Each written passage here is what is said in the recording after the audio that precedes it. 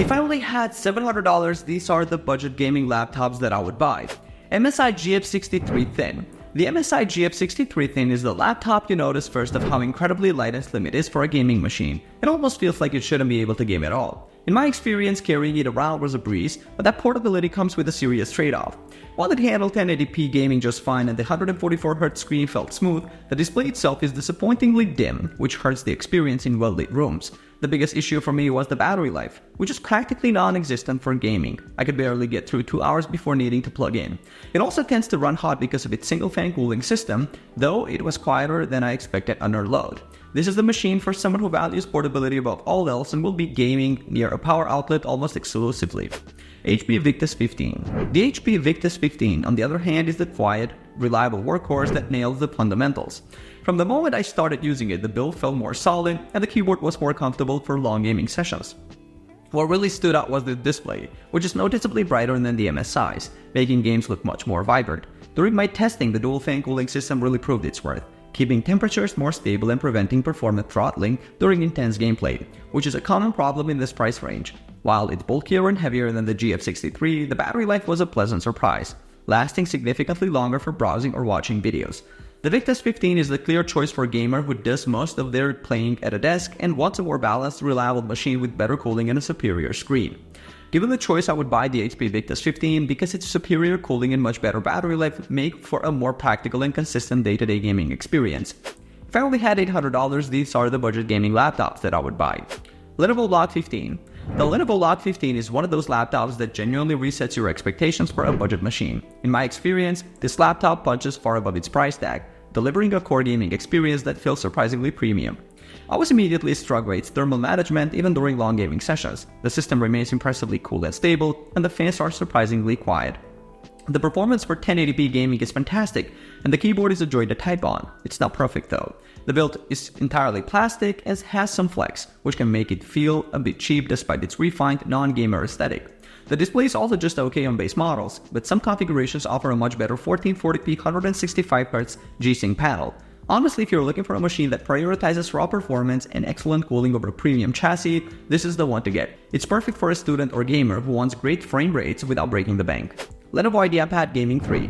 The IdeaPad Gaming 3 has been a go-to recommendation for entry-level gaming for a while, and it's easy to see why with its sleek modern look and attractive price. When I first used it, the speakers were a pleasant surprise, sounding much better than what you typically find at this price point. However, its performance shows where the corners were cut. The base model, often equipped with just 8GB of a single-channel RAM and a small SSD, really holds it back in demanding games, where it falls behind competitors. While it handles productivity tasks just fine, I noticed it struggled to deliver smooth frame rates in titles like Far Cry 6 at higher settings. It also tends to run hotter and louder than the LLQ, and the CPU can throttle under heavy load. The IdeaPad Gaming 3 is best for someone on a very strict budget whose gaming habits lean more towards esports titles like League of Legends or older gamers. It also tends to run hotter and louder than the LLQ, and the CPU can throttle under heavy load. The IdeaPad Gaming 3 is best for someone on a very strict budget whose gaming habits lean more towards esports titles like League of Legends or older games, and who needs a capable machine for school or work first and foremost. If I had to spend my own $800, I would buy the Lenovo Log 15 because its superior cooling, better performance from newer GPU options, and higher quality display choices make it a more capable and future-proof investment. If I only had $900, these are the budget gaming laptops that I would buy. Asus TUF Gaming F15. The Asus TUF Gaming F15 is the one that completely redefines what a budget laptop should feel like. It's built to a military standard for durability, and honestly, you feel it the moment you pick it up. In my experience, while it delivers stellar gaming performance for this price point, what surprised me was its battery life. I could actually get through most of a workday without scrambling for a charger, which is rare for a gaming machine. The trade-off is that when you do push it hard in a game, the fans get noticeably loud, and I found the keyboard a bit cramped for long typing sessions. It handles graphically intense titles capably, but you'll have to accept some compromises on visual quality for the biggest games. This is the perfect machine for a student or anyone who needs a durable, versatile laptop that can game impressively, but also survive a day of classes or travel without being tethered to a wall. Acer Nitro 5. The Acer Nitro 5 is all about putting raw power in your hands without emptying your wallet. It's an absolute beast when it comes to performance for the price. When I was testing it, the combination of the 12th Gen Intel Core i5 processor and the RTX 3050 Ti GPU delivered a smooth immersive experience, and the 144Hz display made every game feel incredibly fluid. However, that focus on performance comes with clear compromises. The display, while fast, looks a bit dull because its color coverage is limited, so I wouldn't use it for creative work. And while the cooling system is robust, you'll want to keep it plugged in for any serious gaming, as the battery life isn't as strong as Sooth. The Nitro 5 is for the gamer who prioritizes frames per second above all else and wants the best possible in-game performance for their dollar. If I had to spend my own $900, I would buy the Asus TUF Gaming F15 for its superior build quality and much better battery life, which makes it a more practical and reliable laptop for gaming use beyond just gaming. If I only had $1,000, these are the budget gaming laptops that I would buy. Acer Nitro V15. This one completely redefines what you can get at this price, delivering surprisingly smooth 1080p gaming that I just didn't expect for under $1,000. In my testing, firing up modern titles was a breeze, and the 144Hz display made every moment feel fluid and responsive, which is a real treat in this budget category.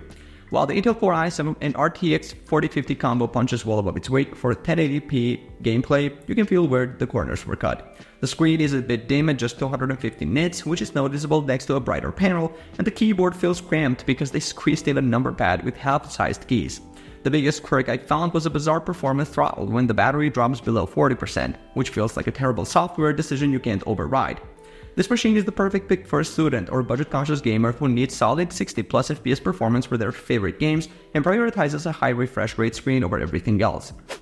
Asus TUF Gaming A16. The Asus TUF Gaming A16 honestly surprised me with its refined feel and shockingly quiet performance under load.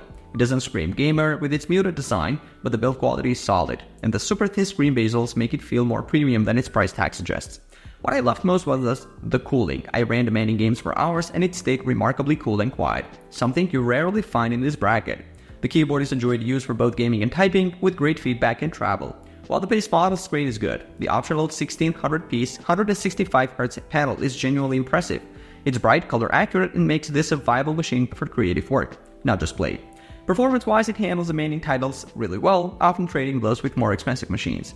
This is a laptop for someone who wants a versatile powerhouse that can handle intense gaming sessions and productivity tasks without breaking a sweat or drawing too much attention. If I had to spend my own $1,000, I would buy the Asus TUF Gaming A16 for its superior build quality, more impressive display options, and excellent cooling, which create a much better overall user experience. Now, if I only had to spend $1,200, these are the budget gaming laptops that I would buy.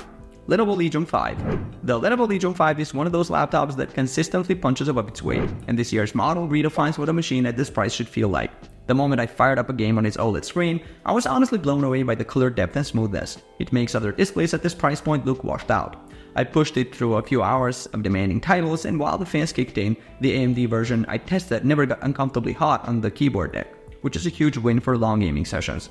The whole machine just feels incredibly polished and well built, with a quiet functional design that doesn't scream gamer when you pull it out in a coffee shop. It's not the flashiest break, but the build quality is solid and the keyboard is a dream to type on for hours. For me, this is the perfect buy for someone who wants a versatile machine for both gaming and creative work, where color accuracy and a premium feel are just as important as raw frame rates. Gigabyte Gaming A16. The Gigabyte Gaming A16 is all about giving you the most firepower for your dollar, and it absolutely delivers on that promise. Right out of the box, I was impressed that they packed in 32GB of RAM and a full 1TB SSD at this price. It handles multitasking and huge game libraries without breaking a sweat. In my testing, it showed through every game. I threw at it on high settings, and the 165Hz screen felt incredibly responsive and smooth. What really surprised me was the cooling. Even when things got hot, the keyboard area stayed cool to the touch, and the fan settled into a low hum rather than a high-pitched whine. However, the trade-off is clear. The build is mostly plastic, and while the screen is fast, the colors felt a little muted, which could be a deal breaker for some. This is the laptop for the pure gamer who prioritizes frame rates above all else and doesn't mind sacrificing a bit on screen vibrancy and build materials to get the best possible specs for the price. If it were my $1,200, I'd buy the Lenovo Legion 5 because its stunning OLED display and more refined build quality provide a better day-to-day experience that I value more than the A16's raw specs advantage. Alright guys, thanks for watching. I hope this video helped you pick the best budget gaming laptops for you. If you have any questions, drop a comment below. Links to all of these products mentioned in this video will be in the description. Alright, peace out.